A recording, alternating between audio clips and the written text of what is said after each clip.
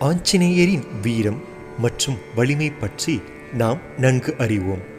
கடினமான சூழ்நிலைகளிலோ அல்லது பயம் அதிகரிக்கும் தருணங்களிலோ அனுமனின் பெயர் மற்றும் மந்திரத்தை கூறும் பழக்கம் பலருக்கு இருக்கிறது. பயம் மட்டுமின்றி அனுமனிடம் அர்ப்பணிப்பு, குருபக்தி, புத்தி கூர்மை என ஏராளமான சிறந்த குணங்கள் இருக்கின்றன. வலிமைக்கும் சக்திக்கும் ஆதாரமாக இருப்பது அனுமன்தான்.